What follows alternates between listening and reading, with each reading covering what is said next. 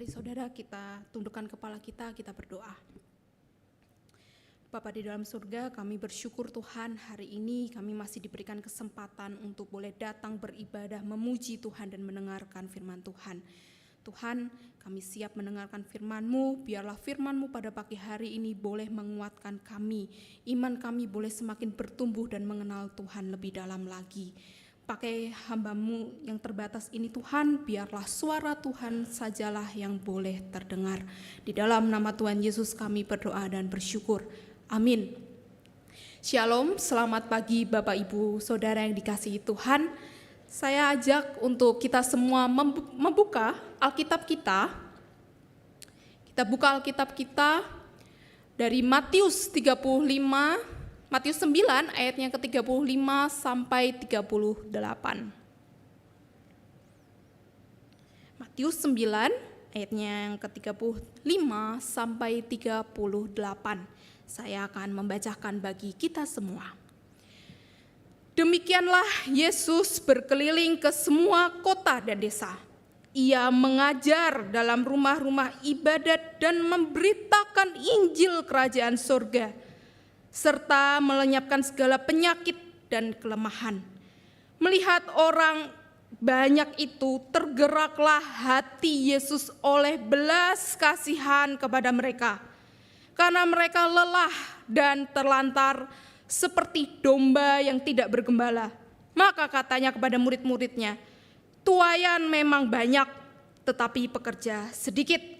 Karena itu mintalah kepada tuaian yang mempunyai tuaian, supaya ia mengirimkan pekerja-pekerja untuk tuaian itu. Demikianlah firman Tuhan. Bapak Ibu Saudara, apa sih yang kita rasakan gitu ya? Ketika seseorang yang penting, semisal presiden gitu, datang nih ke acara yang kita adakan. Saya yakin 100% bahkan, pasti orang akan banyak datang berdesak-desakan untuk selfie lah, atau untuk menjabat tangan dari presiden. Bahkan saya pernah dengar nih Bapak Ibu Saudara, mendengar satu tahayul dari teman saya, kalau katanya menjabat tangan presiden itu katanya akan kebagian berkat. Ya, dan itu sangat berlebihan gitu ya bagi saya. Tetapi artinya apa Bapak Ibu Saudara? Keberadaan seseorang pemimpin besar sangatlah dinanti-nantikan oleh anggotanya. Bagaimana dengan keberadaan Tuhan kita? Bagaimana dengan keberadaan Tuhan kita? Apakah kita merasakan hal demikian? Adakah kita berantusias besar ketika kita mendengar bahwa Tuhan Yesus kita itu datang loh untuk kita? Jika ada, memang berarti kita adalah para pengikut yang mau menerima dan mensyukuri kepemimpinannya. Jika tidak ada perasaan senang tentang kehadirannya, maka coba tanyakan kepada diri kita masing-masing, betulkah saya pengikut Kristus? Betulkah saya pengikut Kristus? Bapak Ibu Saudara, salah satu prinsip dalam belas kasih Allah itu adalah kerelaan Bapa mengutus anaknya, yaitu Yesus ke dunia. Serta kerelaan Kristus untuk diutus datang buat kita secara langsung. Itulah belas kasih. Yaitu kita yang tidak layak nih, kita yang tidak layak didatengin oleh Dia sebagai Raja, malah Dia mendatangi kita seperti Dia mendatangi pada sahabatnya. Akan tetapi Bapak Ibu Saudara, ada yang menolak Raja yang baik itu. Mereka adalah orang Farisi tentunya. Orang Farisi ini tidak mau mengenal Yesus. Orang Farisi ini memilih menghakimi Yesus. Orang Farisi nggak mau mengenal siapa Yesus itu. Mereka berpikir selalu berpikir negatif tentang tindakan Tuhan Yesus yang makan bersama para pemungut cukai dan orang berdosa. Kelihatannya nih ya bagi orang Farisi, Bapak Ibu Saudara, pergaulan dengan orang berdosa, pergaulan dengan orang-orang yang terpinggirkan, orang-orang marginal, itu akan merusak citra sebagai seorang pemimpin agama. Maka di ayat yang ke-11, orang Farisi itu bertanya, mengapa gurumu makan bersama dengan para pemungut cukai dan orang berdosa? Tetapi Yesus menjawab, bukan orang sehat yang memerlukan tabib, tapi orang sakit. Dan Tuhan Yesus juga menambahkan satu pengajaran juga buat mereka, Bapak Ibu Saudara, bahwa kehendak Allah ialah agar umatnya itu dapat menyatakan belas kasih. Suatu belas kasih itu jauh lebih penting daripada dibanding ritus-ritus agama yang orang-orang Farisi pada saat itu lakukan. Dari sini kita akan bisa melihat suatu tema tentang belas kasih yang akan mewarnai di pasal 9 ini, Bapak Ibu Saudara. Dan kalau dihubungkan di ayat yang ke-35, kerajaan Allah pun itu berbicara tentang belas kasih. Beritanya adalah bahwa ada seorang raja kekal mau turun langsung mengumpulkan umatnya untuk diselamatkan. Raja itu adalah Yesus Kristus tentunya. Raja itu hendak membangun kerajaan kekal lewat kumpulan orang yang dia selamatkan itu. Dan orang-orang yang dikumpulkan itu adalah orang-orang yang penuh dengan kelemahan. Kelemahan oleh karena dosa. Akan tetapi berita baiknya Bapak Ibu Saudara, kumpulan orang itu hanya perlu percaya kepada dia supaya diselamatkan. Seluruh tindakan pelayanan Tuhan Yesus sebagai manusia itu didasari pada berita tersebut. Keajaiban dan tanda-tanda yang dia nyatakan itu adalah untuk mengkonfirmasi bahwa beritanya itu sesuai dengan nubuatan para nabi. Keselamatan kekal macam apa lagi Bapak Ibu Saudara yang diharapkan jika keselamatan yang penuh dengan kelegaan itu pun ditolak oleh mereka? Tidak ada bayaran apapun yang diharapkan untuk menerima keselamatan Kristus. Sebab dasar yang Tuhan Yesus kasih adalah keselamatan itu karena didasari oleh belas kasih Kristus. Mari Bapak Ibu Saudara, pagi hari ini kita akan memahami dua hal tentang belas kasih Kristus. Yang pertama, belas kasih Kristus itu ada bagi para domba. Ada cara pandang, cara perbandingan yang berbeda tentang Tuhan Yesus dan cara pandang orang-orang Farisi pada saat itu. Orang Farisi tentunya akan memandang mereka tanpa belas kasih. Mereka melihat masyarakat dalam penggolongan strata menurut sosial dan keagamaan.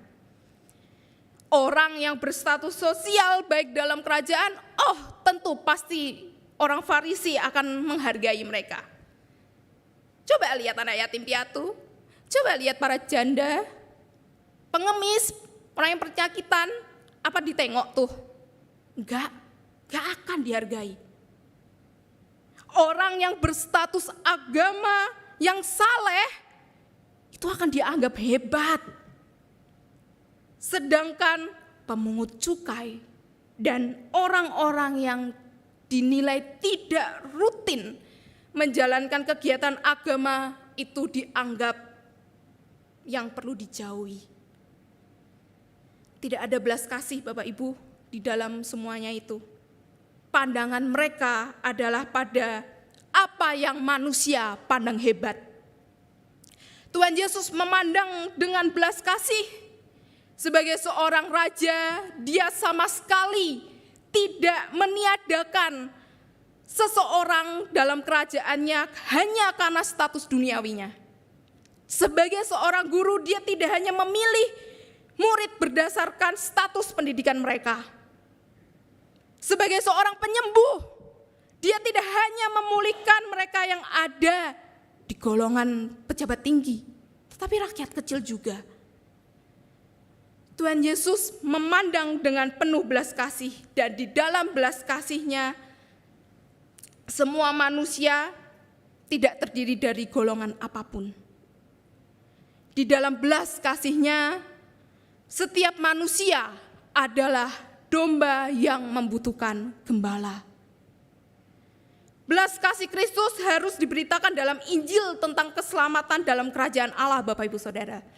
Pandangan Tuhan Yesus tentang manusia adalah domba yang butuh gembala. Dan itu adalah berita yang sebetulnya yang isinya tuh penuh belas kasih. Dan itu harus diberitakan dalam kesaksian kehidupan kita. Jadi kita pun perlu menunjukkan bahwa kita punya belas kasih buat setiap orang. Bapak Ibu Saudara, dan dalam poin ini kita bisa melihat belas kasih Tuhan Yesus dalam dua sisi tentang dirinya sebagai gembala, yaitu bahwa dia sang gembala yang peduli. Setidaknya kita akan melihat satu bagian yang gamblang bahwa Tuhan Yesus menyebut dirinya sebagai gembala yang baik di dalam Yohanes 10 ayat 11. Gembala yang baik tidak hanya memandu domba-dombanya saja, tetapi peduli terhadap mereka. Dan begitu juga Yesus sangat peduli terhadap kita. Dia rela memberikan nyawanya demi kita, umat yang tersesat dalam dosa.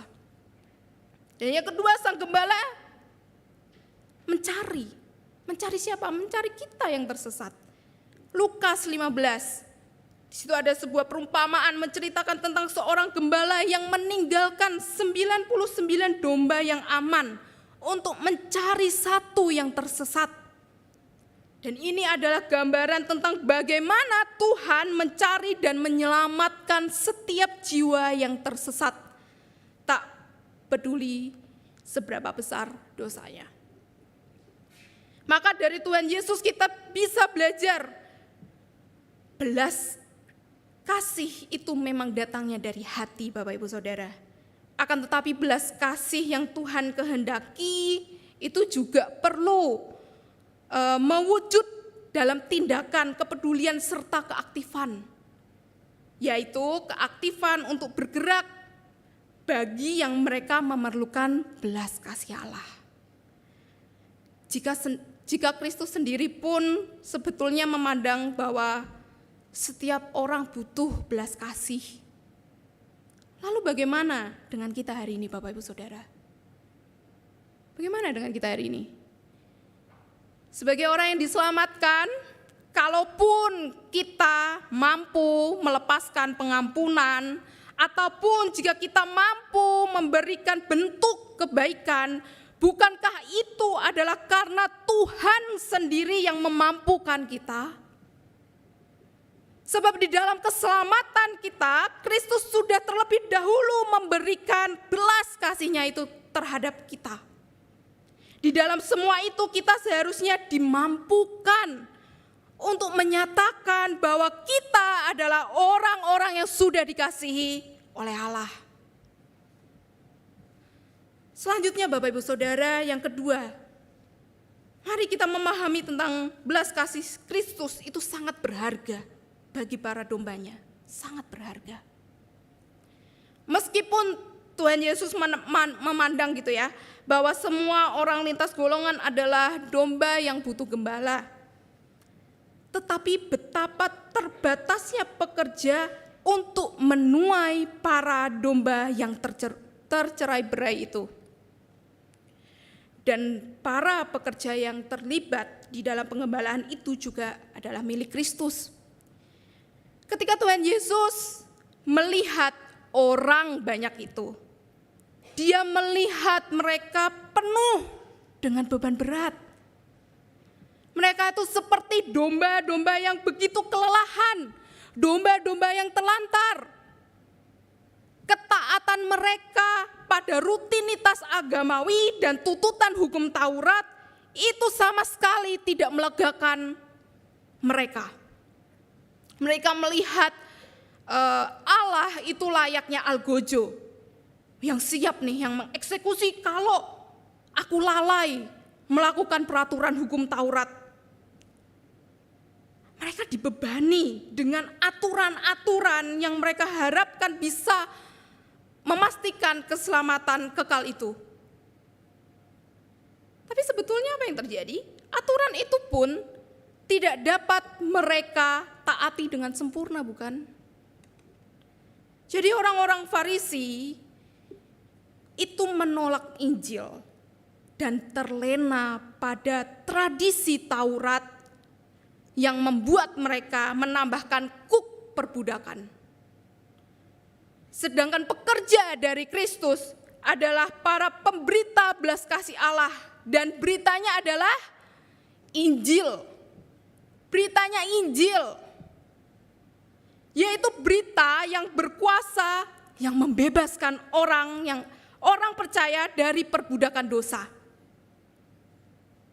Beritanya Injil. Namun penekanannya di sini Bapak Ibu Saudara adalah pekerjanya terbatas. Sebagai sang pemilik, Tuhan kita berkuasa mengadakan para pekerjanya untuk kepentingan pengembalaannya. Jadi keterbatasan pekerja yang ditekankan di sini Bapak Ibu Saudara itu bukan bicara soal ketidakmampuan Allah dalam menyelamatkan semua domba, bukan. Yang kehendak Tuhan Yesus tekankan adalah begitu belas kasih Allah itu sangat berharga. Maka janganlah kita menyia-nyiakan begitu saja Bapak Ibu Saudara. Bapak Ibu Saudara yang terkasih dalam Tuhan, tidak jarang ada orang Kristen yang mempertanyakan manfaat kekristenannya. Mereka tidak merasakan apa arti menjadi domba Kristus. Banyak faktor penyebab. Bahkan ada yang sampai jadi pertanyaan reflektif. Seperti, benar gak ya saya itu domba Kristus? Ya pada umumnya masalah penyebabnya adalah karena mereka tidak bisa merasakan. Mereka tidak bisa merasakan bagaimana sang gembala bisa memberi atau menolong mereka di dalam cara mereka yang mau. Bapak Ibu Saudara, tentu hidup pasti ada masalah. Setiap hari mungkin pasti ada masalah. Masalah mungkin datang itu kayak bertubi-tubi. Yang mana masalah itu akan menyita waktu kita, menyita pikiran kita, menyita tenaga kita. Tapi Bapak Ibu Saudara, marilah beri waktu untuk merenungkan betapa berharganya belas kasih Tuhan Yesus dalam hidup kita. Masalahnya Bapak Ibu Saudara bukan belas kasih Tuhan yang tidak ada manfaatnya, bukan.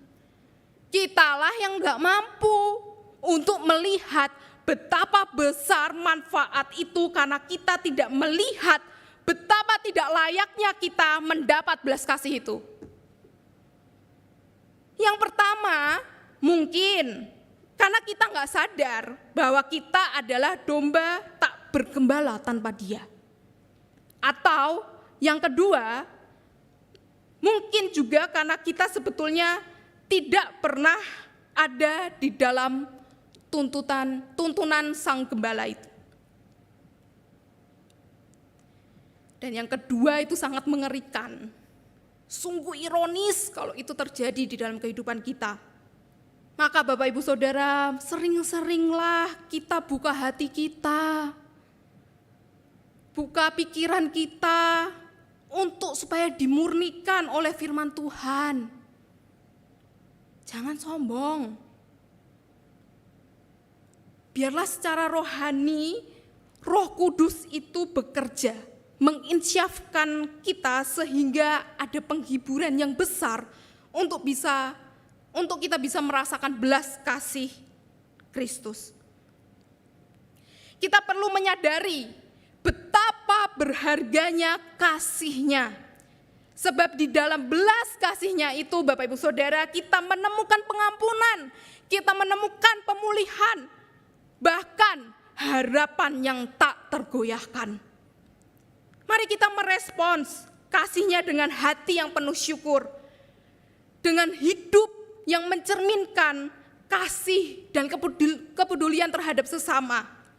Dan dengan itu kita akan bisa menjadi pelita yang terang benderang di dalam dunia yang gelap ini, membawa kabar baik tentang belas kasih yang berharga dari Tuhan kita. Demikianlah dua hal yang perlu kita pahami dalam belas kasih Sang Raja kita, yaitu Yesus Kristus. Di dalam belas kasih-Nya, setiap kita itu dipandang sama, yaitu sama-sama domba yang butuh tuntunan Dia, Sang Gembala. Dan belas kasih-Nya itu berharga untuk domba-domba yang mau mensyukuri kasih-Nya itu. Injil Kerajaan Allah Bapak Ibu Saudara itu berisi betapa besarnya belas kasih Allah itu jika kita mau percaya kepada Kristus, Sang Pemberi belas kasih itu. Pertanyaannya, maukah kita menganggap berharga belas kasih-Nya dan percaya kepada berita Injilnya? Renungkan itu Bapak Ibu Saudara. Atau jangan-jangan kita selama ini menganggap, ini sebagaimana mungkin aku sudah memang seharusnya mendapatkan anugerah itu. Jangan sombong kalau kita merasa kayak gitu. Itu bukan karena kita, karena Tuhan yang memberi belas kasih-Nya kepada kita yang tidak layak. Anugerah Tuhan itu berharga dan mahal. Jangan anggap itu remeh atau menganggap, itu selayaknya nih aku emang dapat, orang Kristen. Enggak. Berharga kalau enggak karena anugerah Tuhan. Jadi apa kita? Kalau enggak karena Dia Sang Gembala yang memberi belas kasih-Nya itu kepada setiap kita. Bapak Ibu Saudara, salah satu hal yang membuat teman saya sedih adalah ketika orang tuanya memaksakan dia untuk masuk atau mendaftarkan diri ke dalam institusi negara yang dia tidak suka. Teman saya membayangkan, bakal jadi apa nih kalau dirinya lulus ke tempat yang dia benci. Bahkan hubungan dengan orang tuanya itu semakin tidak harmonis. Karena situasi itu Bapak Ibu Saudara. Dia merasa nih rumahnya itu tempat yang sangat menyiksa bagi dia. Karena situasinya itu perang dingin dengan orang tuanya.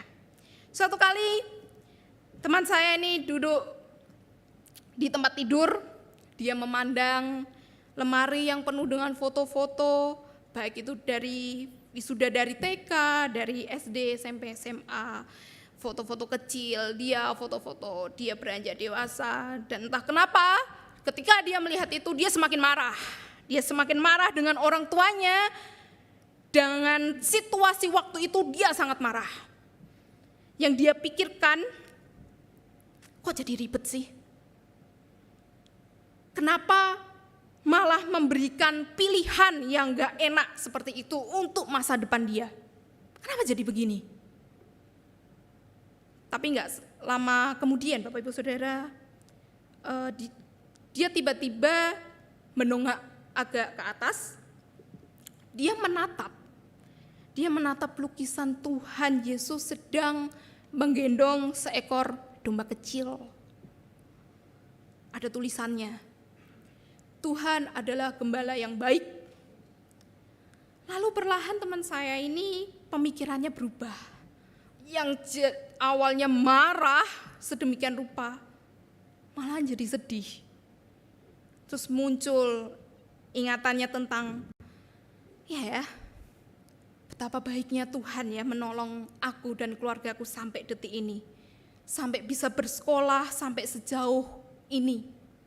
Karena latar belakang keluarganya yang sebetulnya kurang mampu.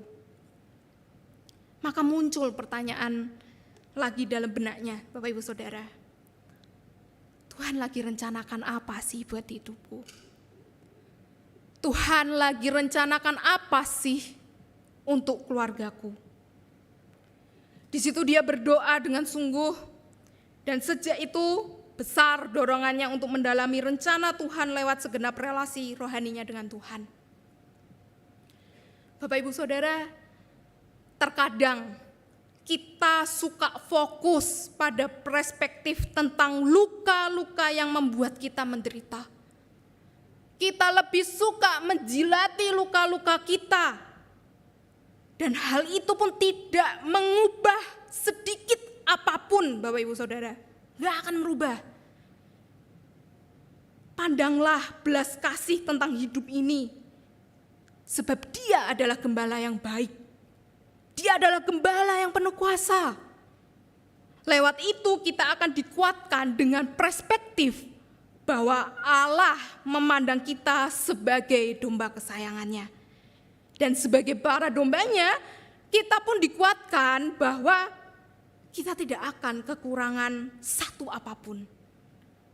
Pada Kolose 3, di situasi penderitaan akan pengajaran sesat dan situasi tekanan pemerintah, Paulus mengingatkan jemaat Bapak Ibu Saudara bahwa pikirkanlah perkara yang ada di atas, bukan yang ada di bumi, sebab kamu telah mati dan hidupmu tersembunyi bersama dengan Kristus di dalam Allah. Maka mari kita menyadari bahwa fokus orang percaya adalah perkara yang di atas, yaitu Injil sebagai kebenaran kerajaan surga. Jangan pikirkan yang ada di bumi terus. Pikirkan yang di atas, yaitu Injil sebagai kerajaan surga itu, Bapak Ibu Saudara. Itulah yang mengajarkan tentang Yesus Kristus dan seluruh kebenarannya. Itulah sudut pandang Allah tentang dunia, dan itulah yang harusnya juga bisa menjadi fokus kita orang percaya pada masa kini bisa melihat itu. Bapak Ibu Saudara, sudut pandang Allah yang penuh belas kasih itu akan mengingatkan kita bahwa kekhawatiran kita akan masalah hidup itu tidak akan mengubah kedekatan kita dengan Kristus. Malah kesadaran tentang betapa besarnya belas kasih Sang Gembala itu yang akan membawa kita kepada pengharapan, yaitu pengharapan tentang adanya Gembala Maha Kuasa yang memegang kendali hidup kita. Oleh sebab itu Bapak Ibu Saudara, mari setiap kita mengangkat pandangan kita sedikit lebih tinggi dan pandanglah perspektifnya Tuhan. Kita lakukan itu dengan berfokus pada kebenaran Injil tentunya. Dengan demikian meskipun kita mengalami kesulitan, kita akan tetap menghayati hidup kita sebagai domba-domba yang bergembala, yaitu domba yang mau mengikuti kehendak gembalanya. Dan kita pun akan melakukannya dengan semangat. Sebab kita tetap memiliki harapan di dalam Kristus. Kiranya Tuhan menolong kita Bapak Ibu Saudara. Amin. Mari kita tundukkan kepala, kita berdoa. Tuhan, kami bersyukur untuk firman-Mu pada pagi hari ini. Firman-Mu boleh mengingatkan kami betapa besar anugerah Tuhan, betapa besar belas kasih Tuhan terhadap kehidupan kami. Mampukan kami Tuhan untuk bisa merasakan belas kasih Tuhan di dalam kehidupan kami, yang seharusnya kami tidak layak, seharusnya kami mendapat hukuman yang kekal, tapi karena Engkau adalah Gembala yang baik, Engkau adalah Allah yang Maha Kuasa, Engkau memilih kami, Engkau menyelamatkan kami. Mampukan kami juga Tuhan untuk bisa menjadi anak-anak Tuhan yang mencerminkan belas kasih itu terhadap sesama kami. Mampukan kami Tuhan. Dan biarlah firman Tuhan pada pagi hari ini boleh kami renungkan, terlebih kami melakukannya di dalam keseharian, di dalam kehidupan kami. Terima kasih Tuhan. Di dalam nama Tuhan Yesus kami berdoa dan bersyukur. Amin.